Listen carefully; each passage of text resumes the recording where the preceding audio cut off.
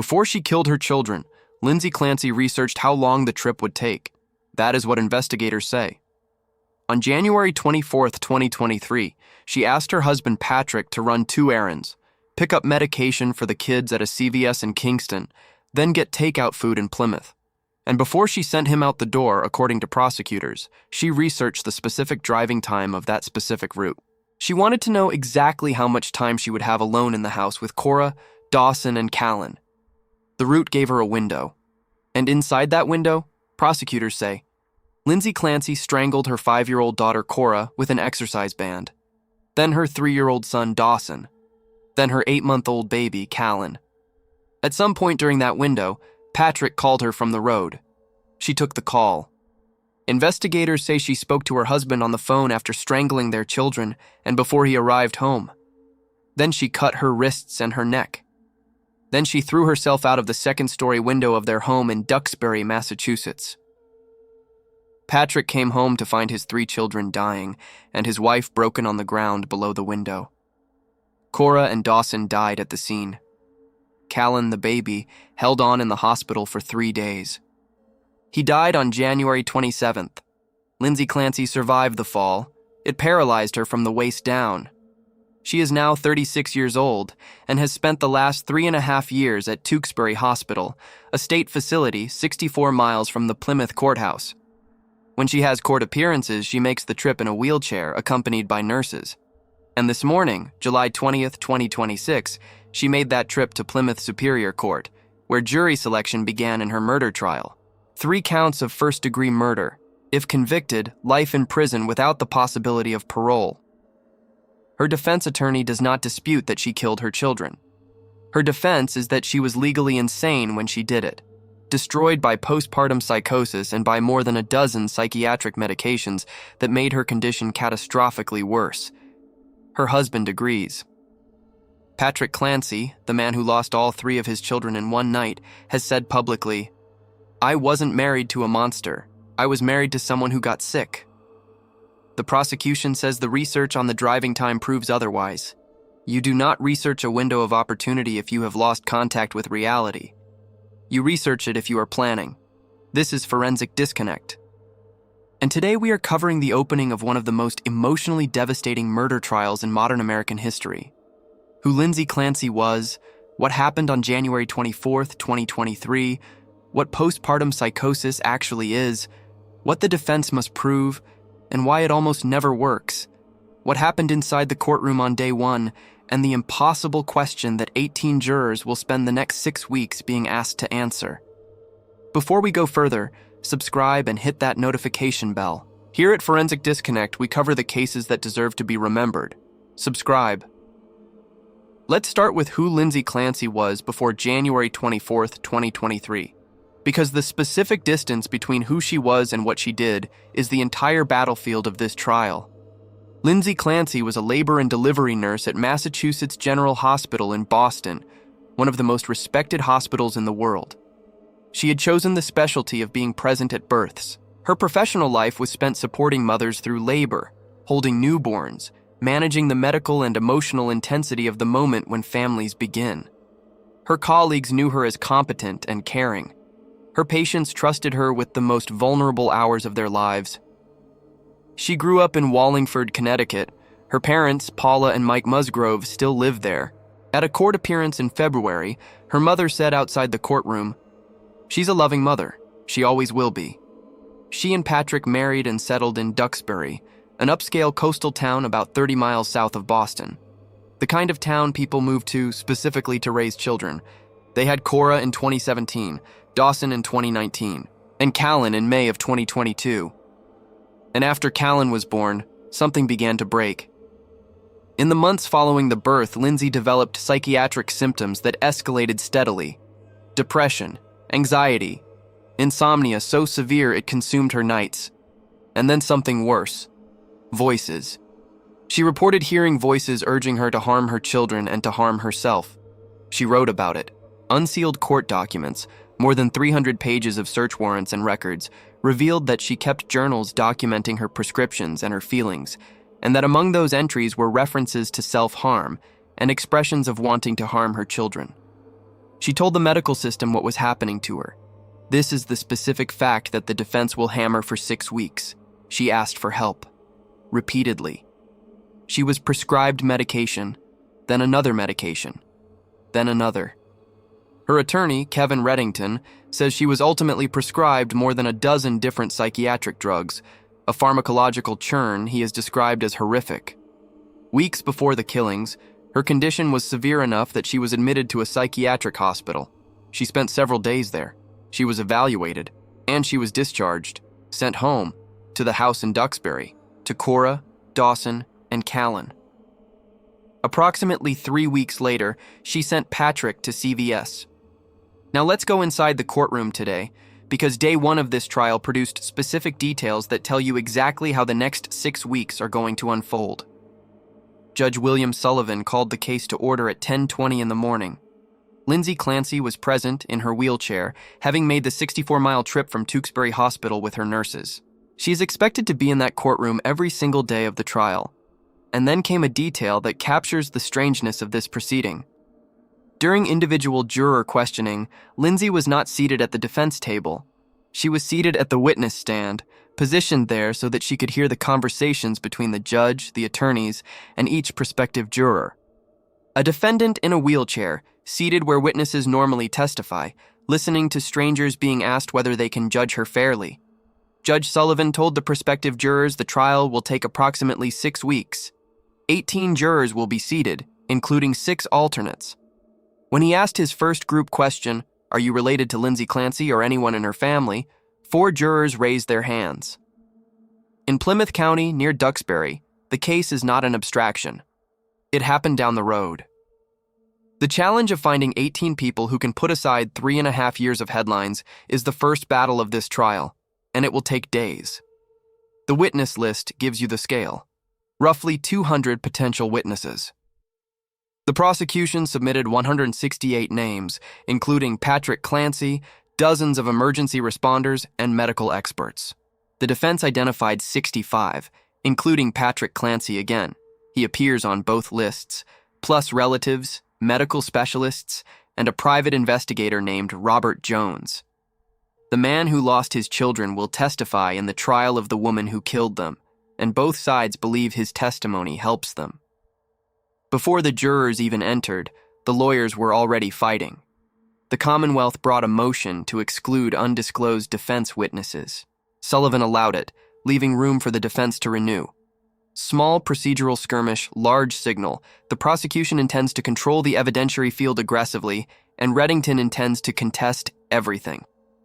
Now let's talk about postpartum psychosis, because the clinical reality of this condition is the entire foundation of the defense, and most people, including statistically, most of the 18 people who will end up on this jury, do not understand what it actually is. Postpartum psychosis is a rare psychiatric emergency. It affects approximately 1 to 2 women out of every 1,000 who give birth. It is not postpartum depression, which affects 10 to 15% of new mothers and involves persistent sadness, anxiety, exhaustion, and difficulty bonding. Postpartum depression is serious. Postpartum psychosis is a different category of illness entirely.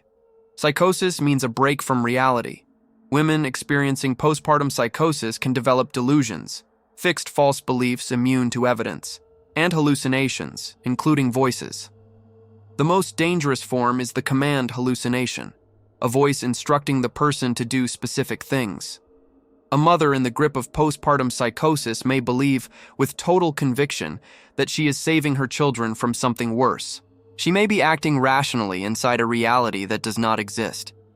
The condition can escalate quickly, and it is treatable, but it requires accurate diagnosis, aggressive monitoring, and often hospitalization. The defense's civil lawsuits filed by both Lindsay and Patrick earlier this year against her medical providers allege exactly that failure, that the providers failed to properly diagnose, treat, and monitor her for a severe postpartum psychiatric condition, that she told them about the voices, that they sent her home anyway, that they kept adding medications, more than a dozen, whose interactions may have deepened the psychosis rather than treating it. Polypharmacy is the clinical term. multiple concurrent medications acting on overlapping brain systems, producing combined effects no one can fully predict. Reddington's argument is that the medical system took a sick woman and made her sicker, and then the sickness took her children. Now the legal standard. In Massachusetts, a defendant is not guilty by reason of insanity if, at the time of the act, she suffered from a mental disease or defect that caused her to lack substantial capacity either to appreciate the criminality of her conduct or to conform her conduct to the requirements of law. Two doors. She did not understand it was wrong, or she could not stop herself. The defense only needs one. And here is the collision that will define this trial. The prosecution's case is the research, the driving time, the specific sequence, CVS first, then takeout, a route calculated to produce a window. The phone call she took from Patrick, mid-window, speaking normally to her husband. The prosecution will argue that every one of those facts is cognition, planning, awareness of time, of opportunity, of concealment. You do not calculate a window if you cannot appreciate what you are about to do inside it. In the prosecution's framing, the killings were intentional and well-planned, not the work of someone who had lost control. The defense's answer is that this argument misunderstands psychosis. A person in a psychotic state can absolutely plan. She can organize, sequence, execute. What she cannot do is appreciate what the plan means in the real world. If the voices told Lindsay Clancy that her children needed to be saved, if her delusional reality had constructed a scenario in which what she was doing was protection rather than destruction, then the planning proves nothing about sanity. It proves only that psychosis is not chaos. It is a different order imposed by a broken mind. The journals, the voices, the hospitalization, the 12-plus medications, that is the record of a woman who was drowning in plain sight of the medical system 3 weeks before the window. 18 jurors will have to choose between those two readings of the same facts. The statistics say the defense loses. Insanity defenses are raised in roughly 1% of American criminal cases and succeed in roughly a quarter of those. Cases with child victims are the hardest of all because jurors cannot emotionally tolerate a verdict that sounds like acquittal for the killing of children. Legal analyst Elise Hershen said it directly. The jury is going to have a really tough job in this one. It's going to be hard to put emotions aside when there are child victims. And of all the cases that go forward with a not guilty by reason of insanity defense, she said, this one is square in the middle. But there is precedent that cuts the other way, and every attorney in that courtroom knows it. Andrea Yates, the Texas mother who drowned her 5 children in a bathtub in 2001 while suffering from postpartum psychosis. Her first jury convicted her. The conviction was overturned. Her second jury found her not guilty by reason of insanity, and she has been in a state psychiatric hospital ever since. The Yates case is the specific proof that a jury can be persuaded, with sufficient psychiatric evidence and sufficient time, to see a mother who killed her children as a person destroyed by illness rather than a murderer. If Lindsay Clancy is found not guilty by reason of insanity, she does not walk free. She would be committed to a state psychiatric facility, likely for many years, possibly for life, a paralyzed woman in a state hospital, which is where she already is. If she is convicted, it is life without parole. In the most literal physical sense, the verdict may barely change where Lindsay Clancy wakes up every morning. What it changes is the answer to the question, what was she? Patrick Clancy has already given his answer. Days after the killings, days after he came home to that house, he wrote on a GoFundMe page that the shock and pain were excruciating and relentless. And then he wrote this about the woman who had just killed his children. The real Lindsay was generously loving and caring toward everyone, me, our kids, family, friends, and her patients. The very fibers of her soul are loving. All I wish for her now is that she can somehow find peace. He moved to Manhattan after her indictment. In October 2024, he told The New Yorker he wanted to root out the lies and misinformation surrounding the case, and he said the sentence that will hang over this entire trial, I wasn't married to a monster. I was married to someone who got sick. He is expected to take the stand. The prosecution subpoenaed the New Yorker reporter's materials specifically because, as prosecutor Julianne Campbell told the court, Patrick reported statements that Lindsay made about the actual crime itself, what she said to him, about that night, about what she did, may become evidence. Reddington summed up the whole case in one sentence. This family was on the road to hell and unfortunately is not coming back. Cora Clancy was 5 years old. Dawson Clancy was 3. Callan Clancy was 8 months old, and he fought for 3 more days. The trial will run approximately 6 weeks. Lindsay Clancy will make the 64-mile trip from Tewksbury with her nurses every day. 18 jurors will hear roughly 200 witnesses argue over the contents of one woman's mind during one window of time on one January evening in 2023. And at the end of it, they will be asked the question that has no answer that does not break something. Was she a murderer, or was she the illness's 4th victim? Let's go deeper into the legal and procedural history that led to today. Because the 3.5 years between January 24th, 2023 and July 20th, 2026 were not empty years. They were years of legal warfare that shaped every aspect of the trial that began this morning. The trial was delayed multiple times. It was originally scheduled for December 2025, then moved to January 2026 to avoid holiday disruptions, then to February, then to the July 20th date that finally held. Each delay was produced by its own set of battles, over the prosecution's access to Lindsay's medical records, over psychiatric evaluations, over a DNA test of a cheek swab whose specific purpose prosecutors never publicly revealed, and over one of the most unusual evidentiary fights in recent Massachusetts history, the prosecution's subpoena of the New Yorker. After Patrick Clancy gave his extensive interview to the magazine in October 2024, the interview in which he said I wasn't married to a monster, prosecutors moved to obtain the reporter's notes and recordings. Their reasoning was specific. As prosecutor Julianne Campbell told the court, most significantly, the defendant's husband does report statements that the defendant made about the actual crime itself. Whatever Lindsay told Patrick about that night, whatever she said to him about what she did and why, may exist in those reporters' materials.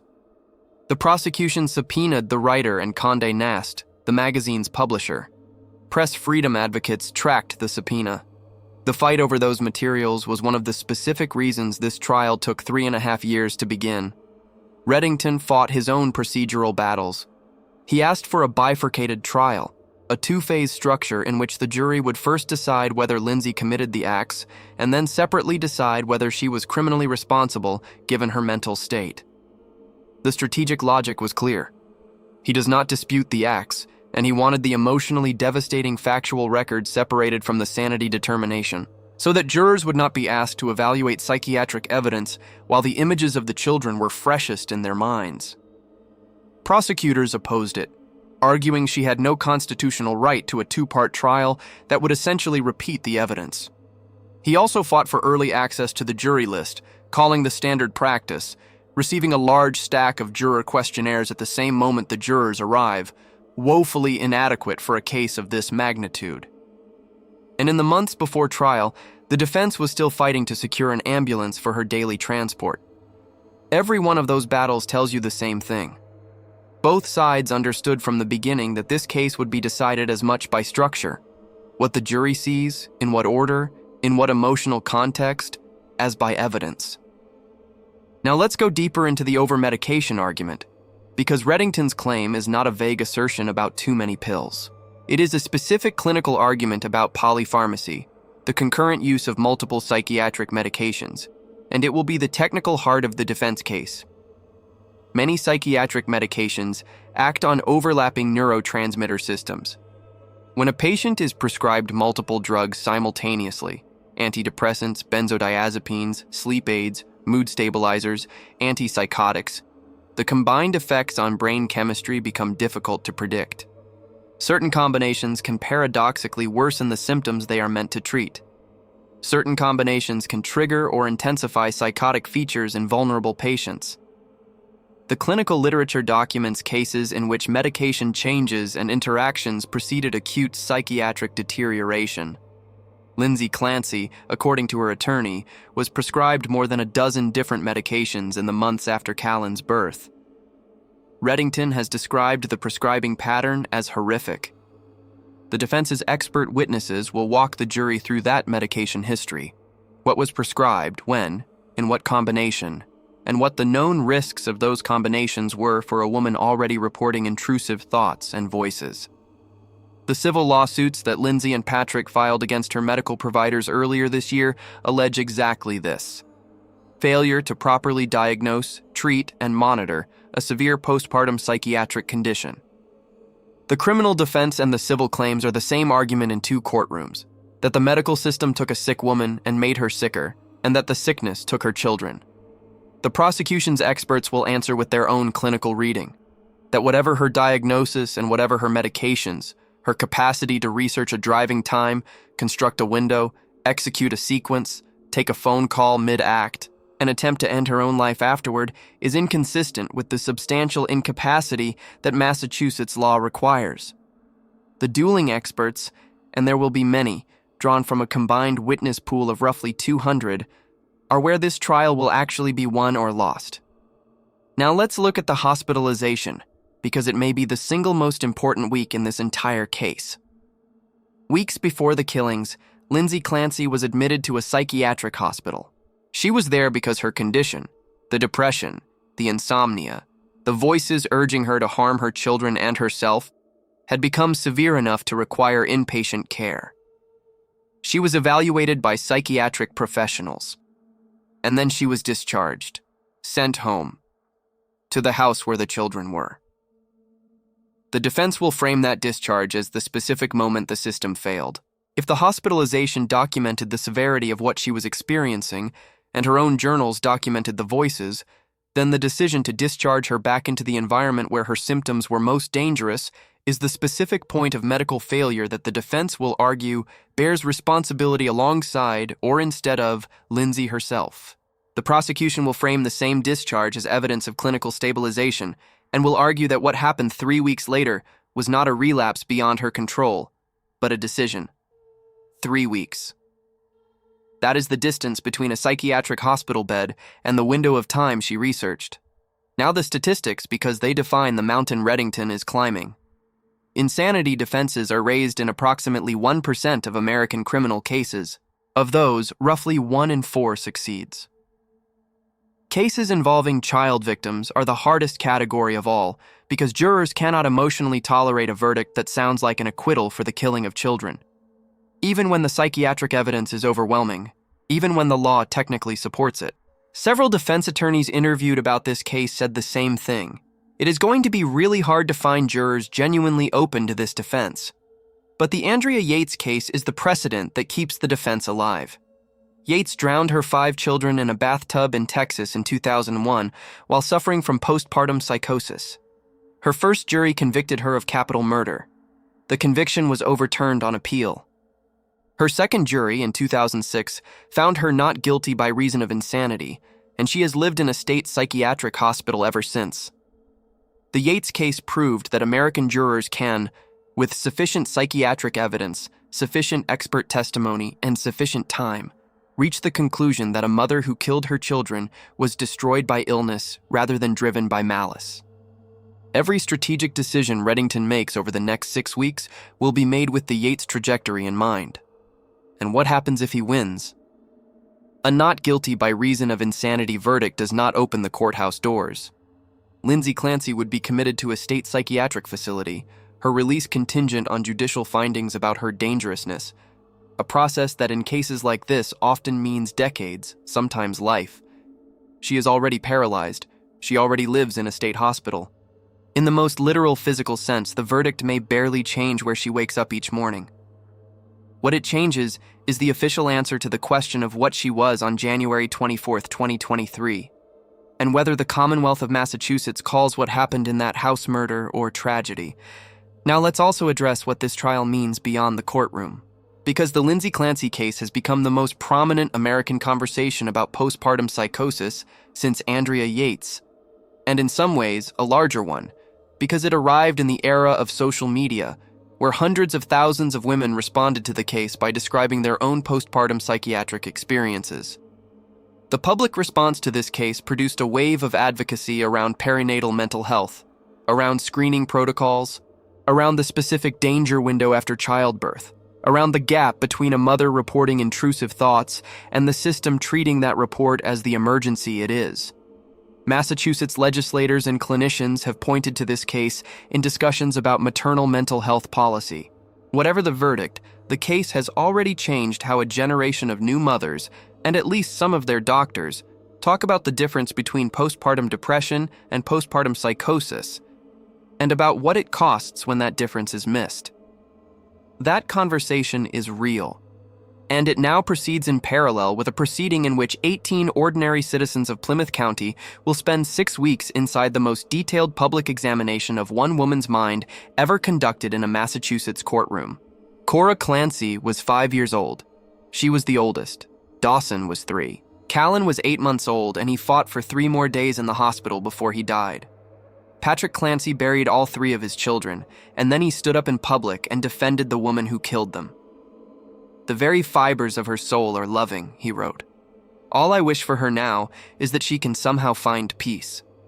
The prosecution says she researched the drive time. Both of those things will be placed in front of 18 jurors. 6 weeks from now, they will go into a room and decide which one defines Lindsay Clancy. Subscribe to Forensic Disconnect. Drop a comment. Do you think the insanity defense should succeed in this case? And who do you believe bears responsibility, Lindsay Clancy or the medical system that prescribed her more than a dozen drugs and sent her home? We read every single comment. We will be back tomorrow.